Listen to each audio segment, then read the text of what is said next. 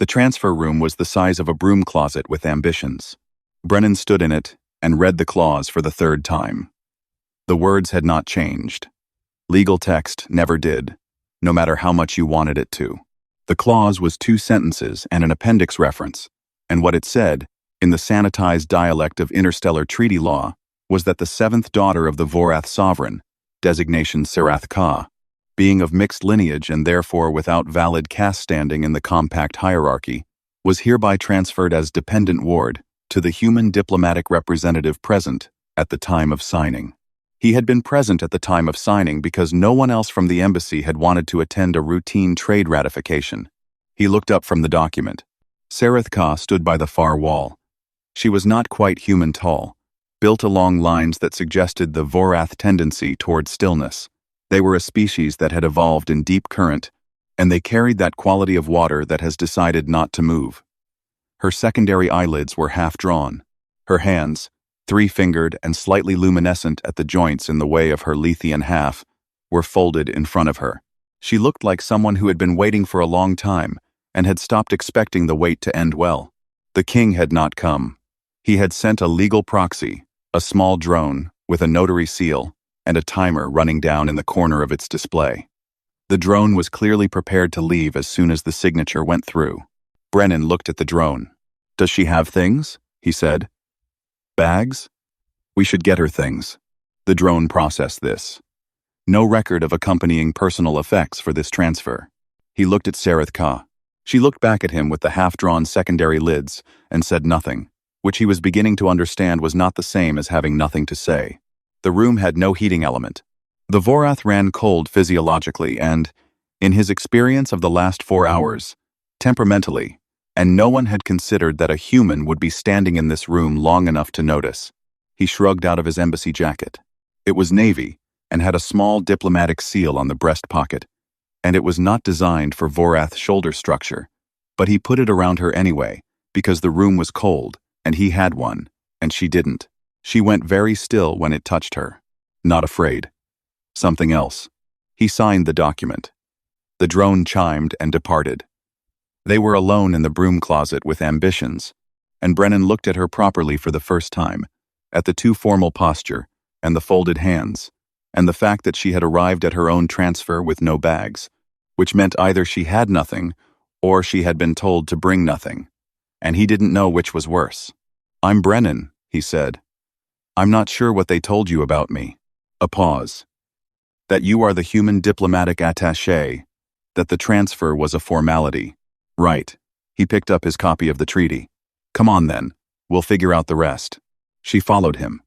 He noticed that she was careful not to let his jacket fall, even though it sat wrong on her shoulders, even though it was clearly too large. He didn't mention it. She didn't either. The formal notification to the Galaxy Council ran 17 pages in Galactic Standard and 3 in the Human Diplomatic Supplement, and Brennan filed it himself because the embassy staff had gone collectively quiet, in the way people go quiet when they are trying to communicate that they wish to not be associated with a thing. Councillor Vorath Son of the Thalessi Compact received the notification at 0600 station time and read it with all 6 primary eyes, which was more than he typically deployed for standard diplomatic correspondence. He read it again. Then he flagged it for the morning session. The council chamber held 43 seats, representing the primary species of the Galactic Compact. Not all 43 were filled. Some species sent delegates, some sent proxies, some sent recording drones that hovered near the ceiling and would report back to bureaucracies too large to attend in person. Vorath Son looked at the chamber and then at the item on the agenda and experienced something he had not experienced in 31 years of council work, which was genuine uncertainty about how the next 10 minutes would go. He called the item. The laughter started with the Drevathi delegation. In Drevathi culture, humor expressed itself through rapid gill flutter, and 4 of the 6 Drevathi representatives were flutter laughing within seconds of the summary. The Thalessi chromatic register ran to amber, which meant amusement, which meant Vorath Son's own people were laughing. The Vorath representative had gone entirely still, which in Vorath etiquette meant they had chosen not to formally respond, which meant they were mortified, which meant this was, by every metric available, the most entertaining council session in recent memory. A human had filed a wardship notification for the king's unmarriageable daughter, because the treaty clause said he had to. The Marries delegate made a sound like gravel in a tumbler, which was Marries for times.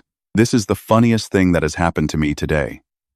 The Yethani representative's color sacks went deep orange, which was Yethani for the same thing. Vorath let it run. There was nothing to be done about it, and some things were better released than contained. The vote to monitor the situation passed 39-4. The 4 abstaining were the Vorath delegation and 3 species who voted against everything on principle. Vorath noted that the human was not in the chamber. He noted also that someone had accessed the council feed from a waiting room terminal on sub-level 3. He pulled the access log. Single connection. Duration. The full session. The terminal had been in a small anteroom 2 corridors from the main chamber, where diplomatic staff waited during proceedings. They were not invited to attend.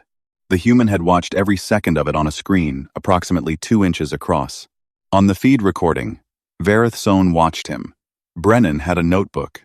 He was writing in it. After the vote, the human closed the notebook. He looked at the screen for 3 seconds. Then he got up, walked to a connecting door, and knocked on it.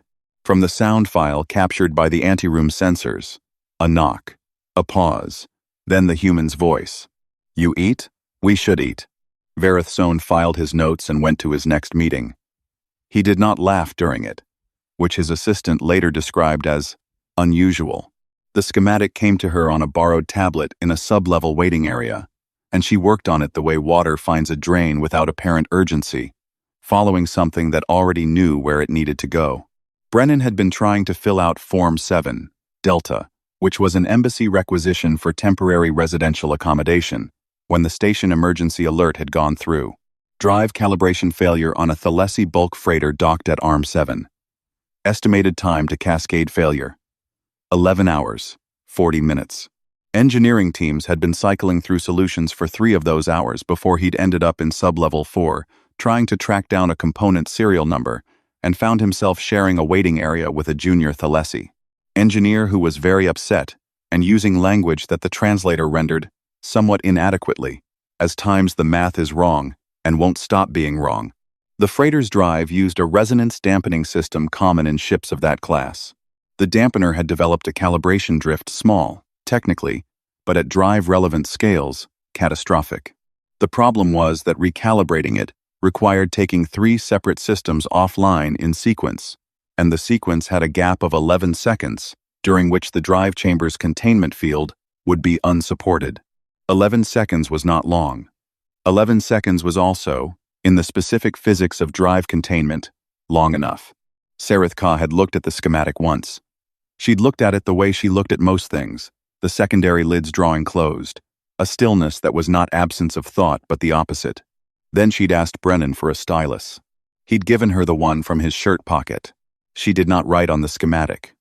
She wrote in the margin of his Form 7, Delta, because that was what was in front of her, and she was not interested in the form, only in the space it represented.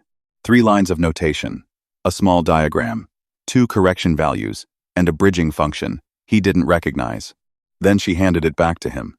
He took it to the Thalessi engineer. 70 minutes later, the engineering chief found him in the waiting area. The chief was a Thalessi of the middle generation, 6-limbed, chromatically flushed to deep green, which Brennan had learned meant something.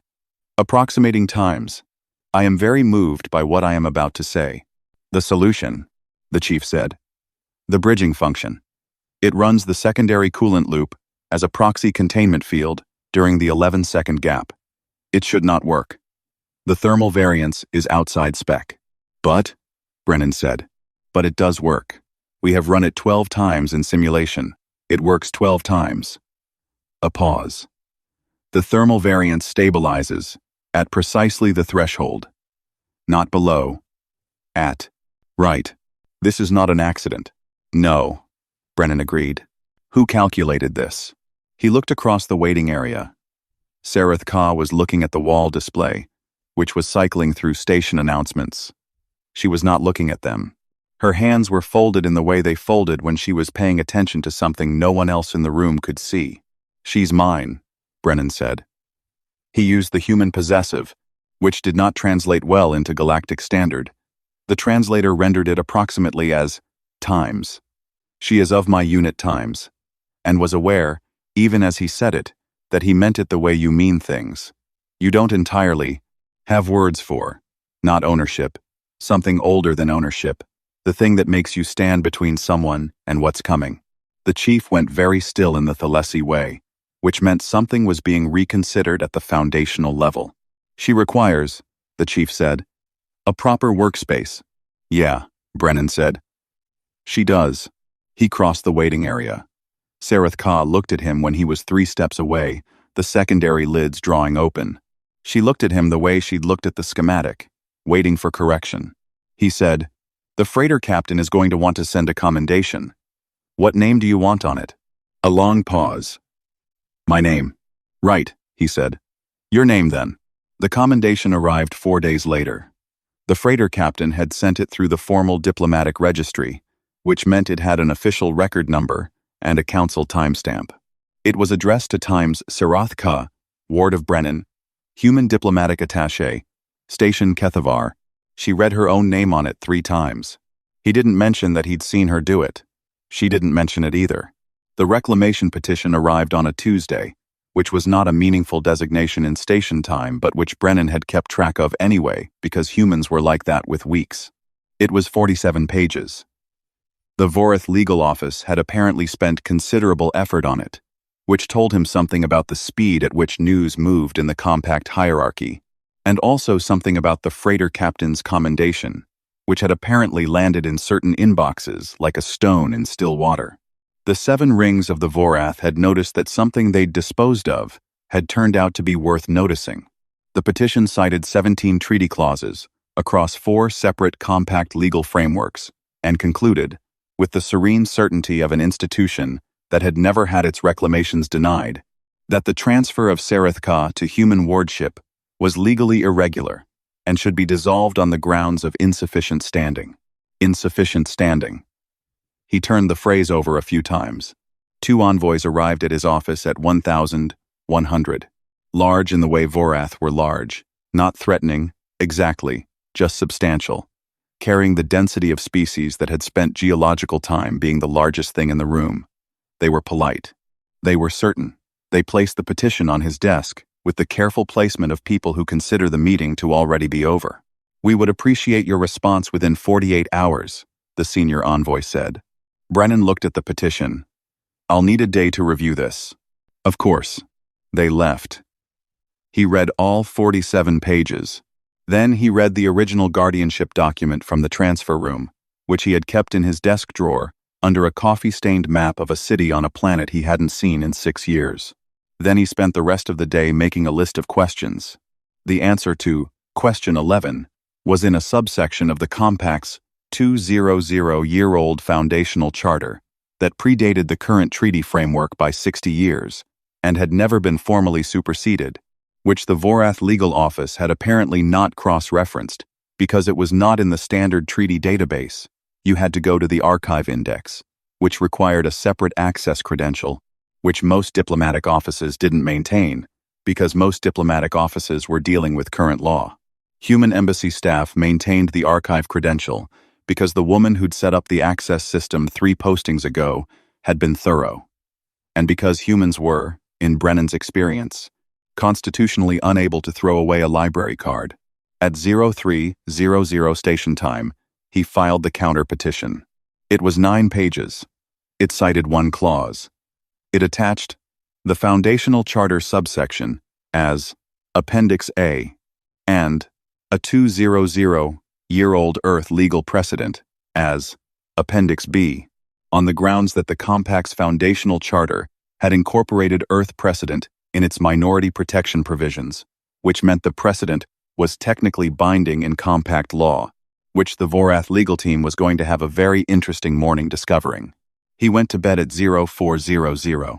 He got up at 0600 because he heard movement in the common area of the residential suite the embassy had grudgingly allocated, and the movement was the specific sound of a bag being packed.